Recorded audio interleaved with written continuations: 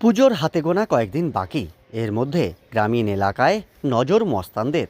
নকশালবাড়ির সাতভাইয়া এলাকায় বিলাসবহুল হোটেলে বসে প্ল্যান, দামি গাড়িতে বসে ডাকাতি সফলের পরিকল্পনা। ভোররাতে বিলাসবহুল গাড়িতে বসেই ডাকাতির উদ্দেশ্যে বের হতেই পাকড়াও 3 দুষ্কৃতী। উদ্ধার পিস্তল সহ 4 রাউন্ড কার্তুজ। নকশালবাড়ির স্কুলডাঙ্গির ঘটনা। জানা গেছে, গতকাল রাতে নকশালবাড়ির এক হোটেলে আসে এই দুষ্কৃতীরা। পরে হোটেলের কাজ সেরে বের হতেই বিলাসবহুল গাড়ির গতিবিধি সন্দেহ হয় পুলিশের। পরে গাড়ি আটক করে তল্লাশি চালিয়ে উদ্ধার হয় 9mm পিস্তলসহ 4 রাউন্ড কার্তুজ। ধৃতরা হলো নন্দু গোস্বামী, বাবলু জসওয়াল ও বিশ্বজিৎ সিংহ। ধৃতরা শিলিগুড়ির দেবীডাঙ্গা, প্রধাননগর ও খালপাড়ার বাসিন্দা। ধৃতদের মধ্যে নন্দু গোস্বামী পুলিশের কাছে সাংবাদিক পরিচয় দিয়ে চম্পট দেওয়ার চেষ্টা করে বলে জানা গেছে। ধৃতদের আজ শিলিগুড়ি মহকুমা আদালতে তোলা হবে।